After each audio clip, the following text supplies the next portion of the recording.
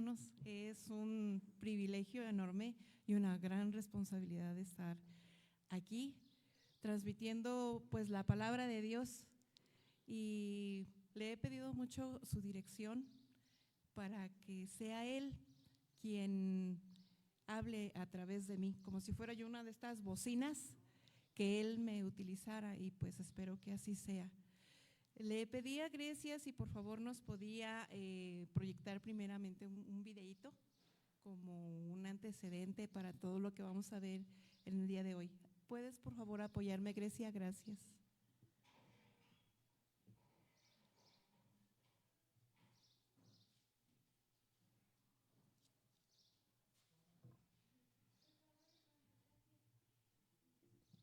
A ver si se alcanza a ver.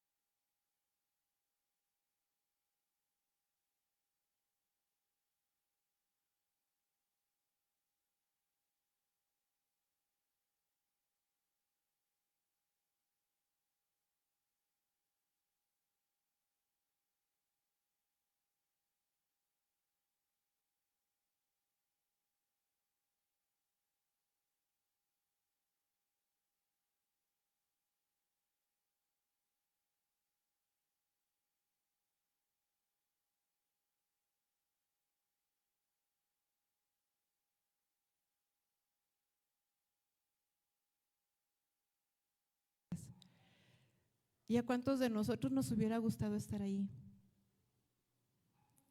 Poder escuchar las enseñanzas de Jesús y poder ver sus milagros.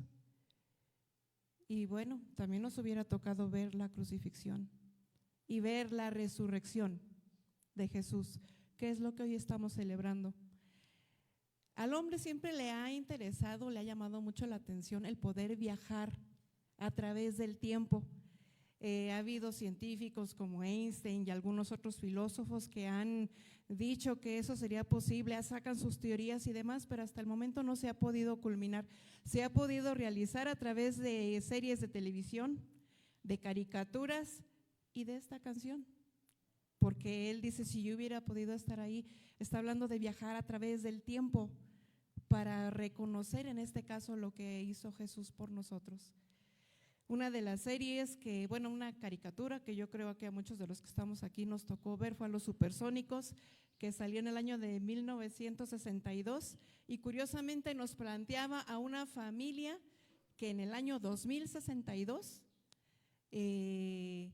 ya vivían con una tecnología bastante sorprendente, autos voladores, videollamadas, robots. Ahorita nosotros ya tenemos eso. Hay otra película, una trilogía que también todavía hasta la fecha tiene bastante éxito y se llama Volver al Futuro, en donde había un Dr. Brown que había hecho un convertidor de fotones o algo así y lo había adaptado a un auto DeLorean y ese automóvil pues viajaba a través del tiempo, viajó al futuro en el año 2015, cosa que nosotros ya pasamos. Y también viajó al pasado en el año de 1885, esta serie salió a la luz en 1985. Y en base a eso, yo me atreví a tomar este texto que leímos ahorita nosotros, preguntando, bueno, todos estos viajes fueron a partir de una determinada fecha. Y en la palabra de Dios, ¿cuál es el punto medular que nos conecta con toda su palabra y con esta festividad? Y es la fiesta de la Pascua. La fiesta de la Pascua tiene, su nombre tiene un significado muy especial, que es pasar por encima o pasar por alto.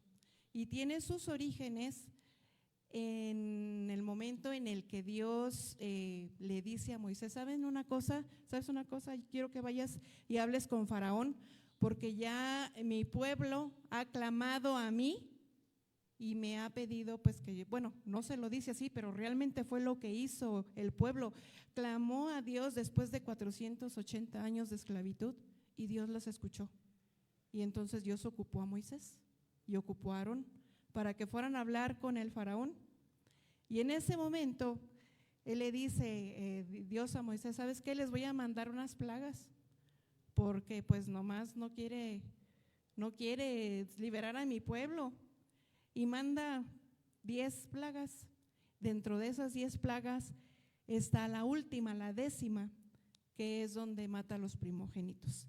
Pero también en ese momento lo que Dios hace es cumplir una promesa de velar por su pueblo. Y en este caso iba a liberar a su pueblo matando a los primogénitos de los que estaban en Egipto. Gracias, hermanos. Y precisamente en este pasaje que leímos primero, la palabra Pascua aparece 5 veces y 3 de ellas están mencionadas por Jesús. Los elementos que encontramos en esta historia que está en Egipto todavía, cuando está esclavizado el pueblo, se encuentran en Éxodo 11 y 12. El pueblo tenía una necesidad. ¿Qué necesidad tenía? De libertad, de ya no sufrir esa esclavitud en la que ellos estaban sumidos, esas humillaciones, esos maltratos, esos desprecios, esa condición. Dios no trajo a su pueblo a ser esclavos, lo trajo a ser libres. Sin embargo, dada la bendición que Dios había dado por promesa al pueblo, es que se habían multiplicado en gran manera y los egipcios dijeron, no, pues mejor los sometemos porque estos nos van a dar vuelta, nos van a castigar de una manera impresionante, porque eso era lo que predominaba en ese tiempo, que los pueblos se conquistaban a unos a otros y la única manera de poderlos someter pues era a través de la esclavitud, pero la esclavitud implicaba muchas cosas, entre ellos implicaba que esos pueblos que eran esclavizados adquirieran los hábitos de la nación dominante. Y muchos de esos hábitos estaban relacionados con la idolatría y Dios tampoco estaba de acuerdo con eso, porque el pueblo de Egipto era bastante idólatra. De hecho, ahora que estuve haciendo el estudio me llamó mucho la atención cómo cada una de las plagas estaba relacionada con cada uno de los dioses que tenían los egipcios, que para el ganado, que para el río, que para hasta el dios de la mosca, háganme favor. Entonces, el chiste era tener algo allí, algo a quien ver, a quien adorar, y Dios nos ha enseñado que Él es el único Dios verdadero. Él es el único a quien debemos de rendirle culto. Y estando el pueblo hebreo sometido, es muy probable que los hayan también sometido a adorar a un Dios en el que ellos no creían. Por eso clamaron, por eso oraron a Dios para que los libertara. Y bueno, Dios tomó en sus manos esta batalla. ¿Cuántas veces hemos pedido a Dios que tome en sus manos nuestras batallas? Y que hemos confiado, porque le podemos pedir y todavía dudar. Pero aquí lo más importante es pedir con fe, y el pueblo lo hizo así y Dios los escuchó. La última plaga, lo más sorprendente es que Dios la llevó efecto en persona. En las otras utilizó elementos de la naturaleza, el granizo, las moscas, la langosta, las ranas, convirtió a través de la vara de Moisés la sangre del río, etcétera. Pero esta vez Dios en persona llevó a cabo esta justicia, porque realmente lo que estaba haciendo era justicia. Esta misión, este acto, Él estaba procurando y protegiendo a su pueblo y cumpliéndoles una promesa. Hay algo curioso también aquí, porque en ese periodo, pues Dios le dice a Moisés, por favor, dile a Faraón, dice en Éxodo 4, 22 y 23, y dirás a Faraón, Jehová ha dicho así, Israel es mi hijo, mi primogénito. Recordemos que en la Biblia Jesucristo es el único Hijo de Dios, pero a nosotros nos da la posición como del primer hijo de cada una de las familias, que para en esa época era de mucha importancia, pues porque de alguna manera iba a prolongar el apellido de los padres, en fin, iban a tener una descendencia, ¿no? Su apellido no iba a morir ahí, iba a continuarse, iba a perpetuarse, y tenían muchos privilegios. De hecho, recibían la bendición, el primogénito de cada familia. Dice, y te he dicho que dejes ir a mi hijo para que me sirva, mas no has querido dejarlo ir. He aquí que yo voy a matar a tu hijo, tu primogénito. También para los egipcios los primogénitos eran muy importantes. El primogénito era sagrado e inclusive se le consideraba como el único hijo de los dioses. O sea, ya desde ahí estábamos hablando de que andaban medios mal, porque resulta que cada uno de esos primogénitos, sobre todo hablando de las personas que estaban en alto rango, como era el faraón, pues era el sucesor al trono del faraón. Entonces estamos hablando de que cada uno de los faraones sabía que él era como un dios más.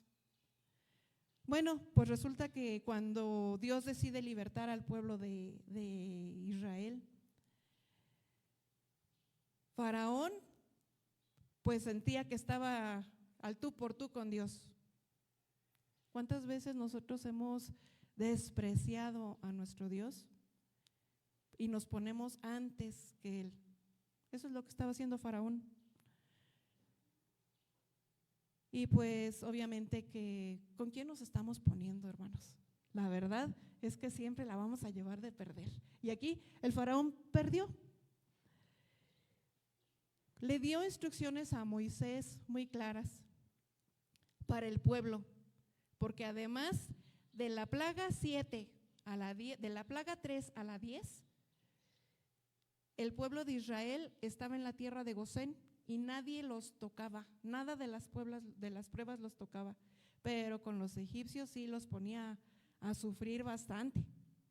En las primeras 3 plagas sí estuvo el pueblo de Dios pues compartiendo, ¿no? La plaga de la sangre, la plaga de las ranas, pero ya en las últimas 7 Dios apartaba a su pueblo, y eso es lo que estaba haciendo, apartar a su pueblo para que le adore, para que le sirva. Eso es el propósito. Y le da instrucciones y le dice a Moisés: dile a mi pueblo que tomen un macho cabrío, y ese macho cabrío lo tenían, era un cordero al que iban a sacrificar, iban a recolectar su sangre, y su sangre la iban a untar en un dintel. ¿Qué es un dintel, hermanos? Grecia, ¿me puedes poner por favor la imagen del dintel de las puertas? Por favor. Mientras Grecia nos coloca eso, yo les voy a leer aquí. Dice: y tomad un manojo, un hisopo mojado en la sangre que está en el lebrillo, y untad el dintel y los postes. Y bueno, casi no se ve aquí, pero el dintel es la parte superior de manera horizontal, que normalmente era construida de madera, y en la arquitectura de ese tiempo lo que hacía era soportar la carga de todo el peso de la construcción de la casa de cada uno de los hebreos. En algunos lugares los ponían de metal, pero yo creo que dadas las condiciones de esclavitud y de vida de los hebreos, pues la hacían de madera. Y a mí me llamó mucho la atención cómo ese dintel estaba de manera horizontal, soportando el peso. Y Dios escoge esa estructura para marcar las casas de su pueblo con la sangre del cordero, y que los que estaban adentro de su casa, los que obedecían, que estaban adentro de su casa, cuando pasara el heridor, que en este caso era Dios mismo, para aniquilar a los primogénitos, en la casa de los hebreos nada iba a pasar. Sin embargo, en la casa de los egipcios, tanto sus primogénitos como sus bestias se iban a ir. Y así lo hicieron. Les dio más instrucciones de cómo comieran el cordero, y que no debían de dejar nada, que debían de estar preparados con sus lomos ceñidos y demás. Sin embargo, pues todo el pueblo de Egipto falleció. Ahora, ¿cómo se conecta esto con la cena del Señor? El dintel con la cruz. Cristo murió en una cruz que originalmente era una estaca de madera para construir una pared o una fortaleza, y los romanos la adaptaron para aplicar la pena capital. La pena capital era la muerte, y esa pues normalmente se aplicaba a ladrones, a personas que inquirían en diferentes delitos. Y Jesús estuvo derramando su sangre en un madero, cargando nuestras culpas, cargando nuestros pecados. Y aquí es donde volvemos a un futuro, pasado futuro, porque fueron 33 años después del nacimiento de Cristo que se llevó a cabo este evento. En el pasaje que leímos vimos cómo Pedro y Juan, 2 de sus apóstoles, fueron mandados para que ellos prepararan el lugar y el cordero de la paz. Bueno, el cordero ya estaba preparado, para que prepararan los elementos de esa cena. Pero en esa cena había algo muy especial. Jesús dijo en el versículo 15: cuánto he deseado comer con vosotros esta Pascua antes que yo padezca. En Hebreos 10, del 11 al 13, antes los sacerdotes, instituido también por Dios, habían eran los que realizaban en un momento dado estas ceremonias de los sacrificios. Y ellos estaban de pie en el altar, ministrando diariamente y ofreciendo los mismos sacrificios una y otra vez. Y esos sacrificios nunca eran capaces de quitar el pecado ahí seguía cubriendo. Era un símbolo de arrepentimiento, sí, pero no nos quitaba el pecado. Y en este caso Jesús lo que vino a hacer a través de la cruz fue abolir esa práctica que realmente no nos ayudaba en nada, era dar un testimonio, pues sí, la regué y ahora lo que quiero es tener una vida nueva, pero el pecado ahí seguía. ¿Y qué fue lo que Jesús hizo? Hay unos elementos que para mí son muy importantes. El primero pues era el Cordero, que es mismo Jesús, y el cual Juan en el capítulo 1, me parece que es el verso 27, él reconocía a la persona de Jesús como el Cordero. Es Juan 1:29. Juan el Bautista dice: he aquí el Cordero de Dios que quita el pecado del mundo. Ya nos estaba dando una primera imagen de lo que iba a venir también, ¿no? Dentro de esa misma cena está la copa. Y la copa en la Biblia tiene dos significados. Uno puede ser de bendición, no es el objeto, es el contenido de la copa.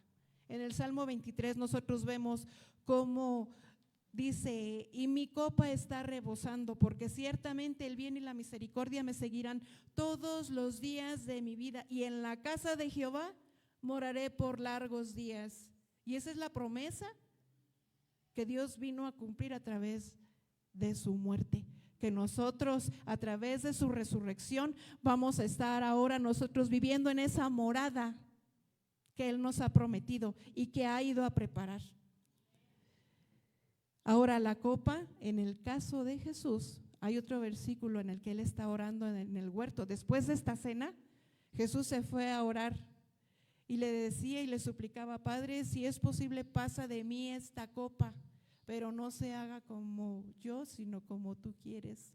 ¿Por qué? Porque esta copa era amarga en extremo.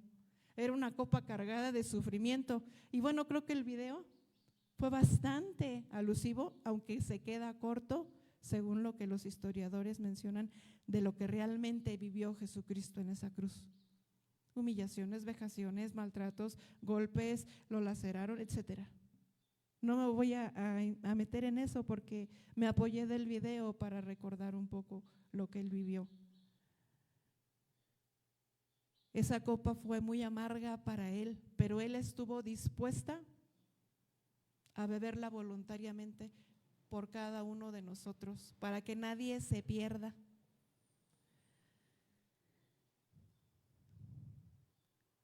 La copa que bebió Jesús, Él humanamente la padeció porque Él sabía todo lo que iba a vivir, pero Él estaba dispuesto.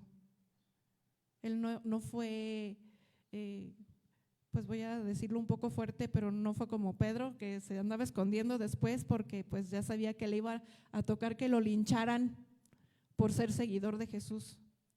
Ya después le cayó el 20, ya cuando Jesús murió y resucitó, y aquellas mujeres fueron a buscar el cuerpo de Jesús para ungirlo con los aceites como era la costumbre, y se dieron cuenta que Cristo ya había resucitado, y que fueron y les avisaron, corrieron desesperadamente para ver qué había pasado, y hasta ese momento tanto a Pedro como a Juan les cayó el 20. Hasta ese momento entendieron que Cristo estaba vivo y que nos venía a dar esa promesa de vida eterna con Él. En este momento es cuando nosotros pasamos ahora al futuro, a ese futuro glorioso que estamos hoy celebrando. Y lo digo con un gran gozo, hermanos, es increíble todo lo que Él hizo desde el pasado, su muerte, su resurrección y lo que va a hacer en un futuro para todos los que en Él creemos. Lo único que nos está pidiendo es fe.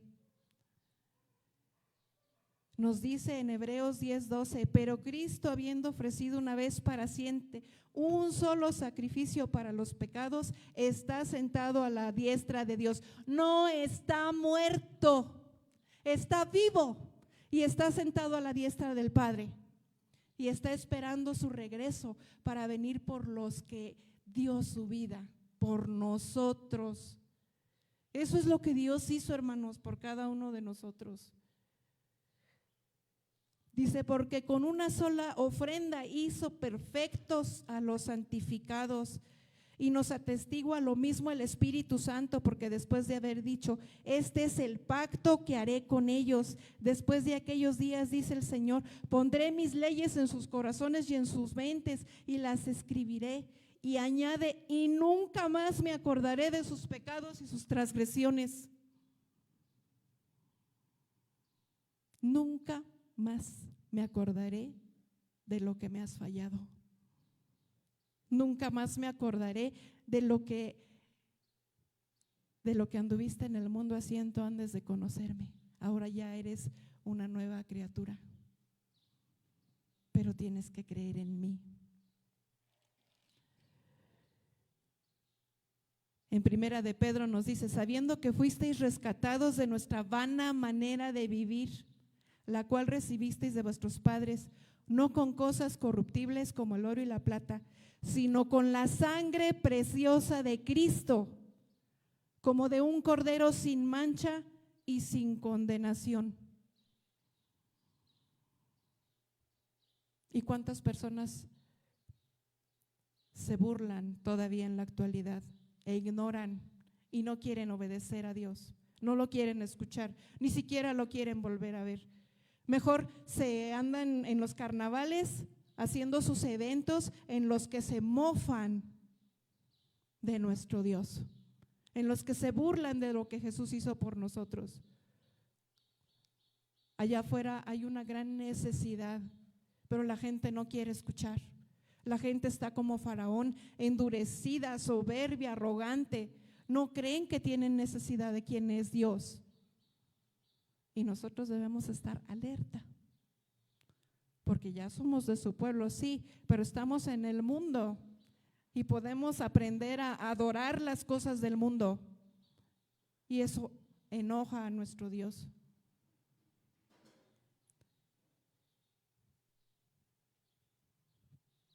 Ahora que ya conoces a Cristo, el porqué de su muerte y de su resurrección, ¿en dónde está tu fe? Está allá afuera en todos los ídolos que nos presenta los medios de comunicación y la televisión y la tecnología. Están en esos autos lujosos que vemos circular de repente aquí, o en todas esas cosas materiales que nos satisfacen temporalmente, pero que no nos llenan permanentemente y que jamás vamos a llevarnos a la tumba.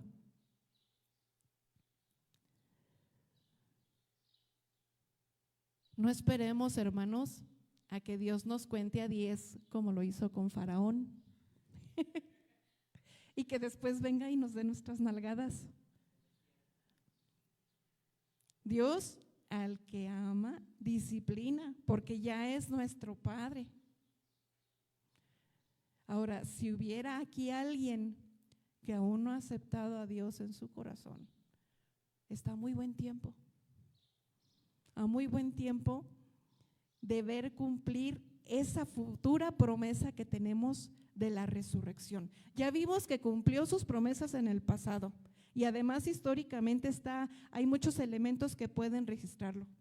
Un evento de ellos pues es, por ejemplo, que el faraón en turno era Ramsés II, y que ese evento aproximadamente sucedió en el año de 1550 antes de Cristo.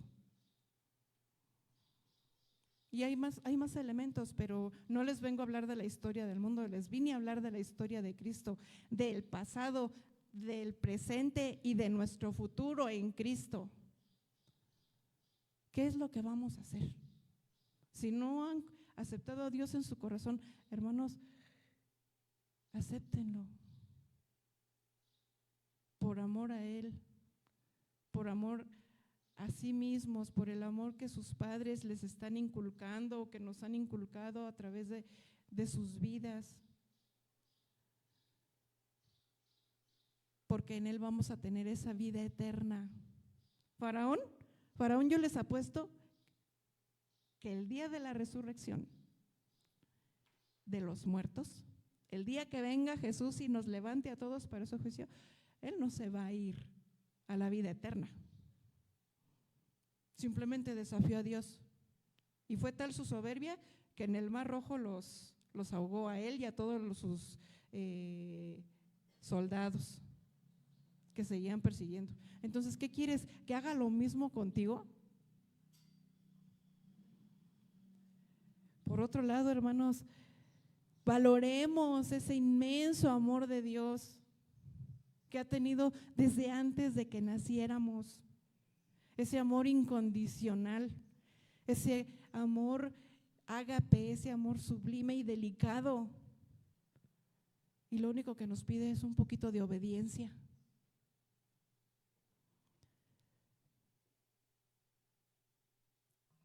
Jesús fue el mayor ejemplo de amor y de obediencia al Padre y de amor hacia nosotros. Yo honestamente, no me imagino sufriendo todo lo que Él sufrió. Si hay veces que con una jeringa ya estamos gritando. Imagínense, con un látigo lleno de huesos o de puntas de metal que descarnaban tu piel y la arrancaban, pero además te lo lanzaban con furia, con ira, con coraje. Y por una jeringa ya estamos chillando. Hermanos, valoremos lo que Dios siempre ha querido hacer por nosotros. Confiemos plenamente en sus promesas y en que así como rescató al pueblo de Israel, va a venir por nosotros. ¿Cuándo? No sabemos, porque Él tiene su tiempo. En ese momento en que se celebró la Pascua, dice, he esperado hasta este momento. Y así está esperando el momento en que el Padre le diga, ve por mis hijos. Hermanos, estamos a tiempo. Si nos hemos equivocado, porque aunque ya creemos en Cristo, seguimos pecando, seguimos equivocándonos, la seguimos regando. Si sabemos que tenemos algo que nos esté dañando, que no nos deja estar en paz, yo creo que es un buen momento para que le pidamos perdón a Dios, para que le pidamos su dirección. Si estamos sufriendo por situaciones que nos están agobiando, hermanos, volteemos a Dios. Él tiene promesas grandes y maravillosas para nosotros. No nos va a dejar solos, somos sus hijos. Y agradezcamos, seamos agradecidos, no despreciemos, no pisoteemos ese sacrificio que hizo por nosotros en la cruz. Cuando estuve preparando el mensaje, fueron momentos muy impresionantes de cómo Dios habló a mi vida. Y espero que así esté hablando a la vida de ustedes. No esperemos a que como Faraón nos cuente hasta 10. Estamos a tiempo para aceptarlo si aún no lo tienes en tu corazón y para esperar que tu copa esté rebosando, porque es una promesa que nos da en el Salmo 23, que Él será nuestro pastor, que nos va a llevar a lugares inimaginables, en donde no nos va a faltar nada. No queramos probar la otra copa, la amarga, la de ira, la de justicia, y con toda razón, porque los que pecamos somos nosotros, Él no. Los que fallamos somos nosotros. Él es santo. Y pues espero que sea de bendición para su vida, así como lo ha sido para mí, hermanos. Ahora le voy a dar el lugar al hermano Guillermo para que celebremos en memoria de él.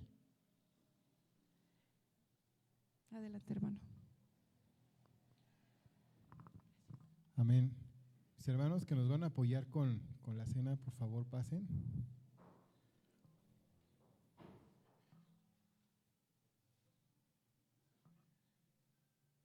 Gracias, hermana.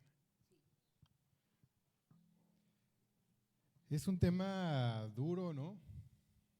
Es una situación que, pues como vemos el video y duele, ¿no? Decimos, híjole, qué gran sufrimiento. Pero eso tuvo un propósito, como lo acaba de decir el Señor a través de mi hermana Raquel. Esa fue la parte dura, la parte que nos lleva a la reflexión, ¿no? A nosotros decir, eso fue por mí y gracias a eso yo estoy aquí. Pero después vino la gloria, vinieron las buenas noticias. Él no se quedó ahí, no, es más, cuando lo fueron a buscar él ya no estaba, ese cuerpo ya no estaba, resucitó, amén, está vivo. Nosotros creemos en un Dios vivo, que vivió en forma física hace tiempo, pero ahora en espíritu está con nosotros.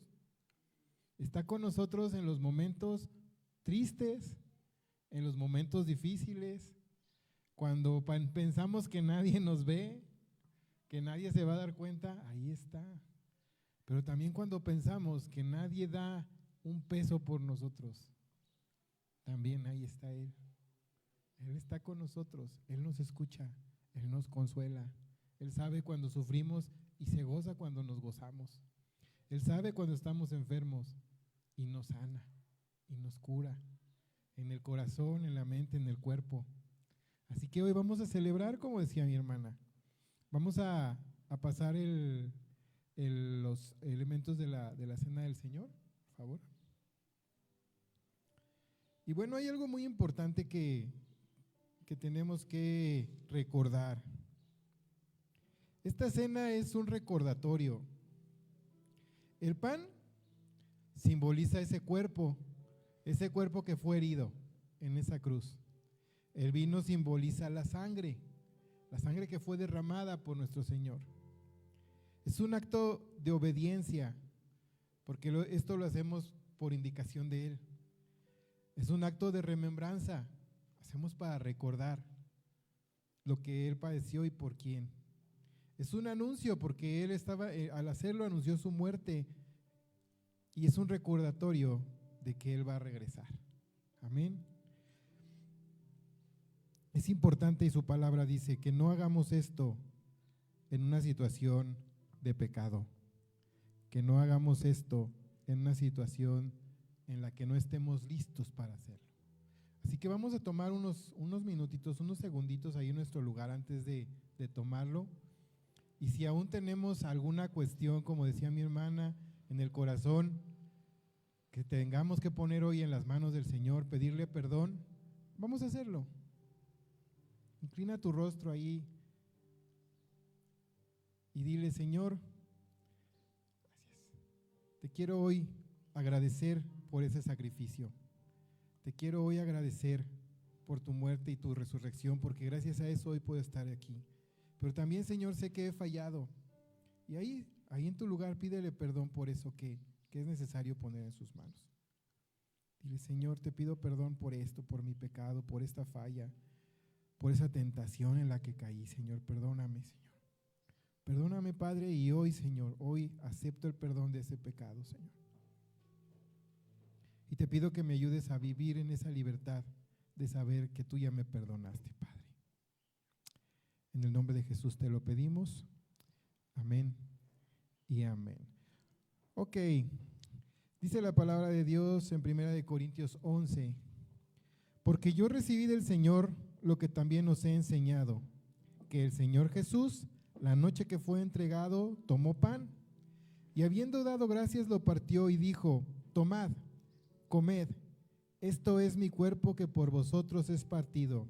Hacer esto en memoria de mí. vamos a tomar el pan. Tomemos el pan, hermanos.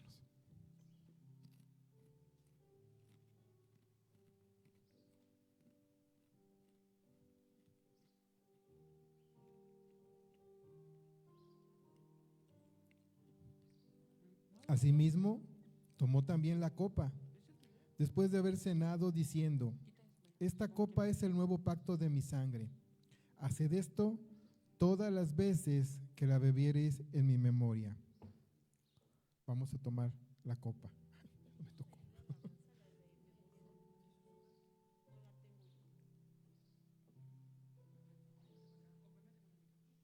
Amén.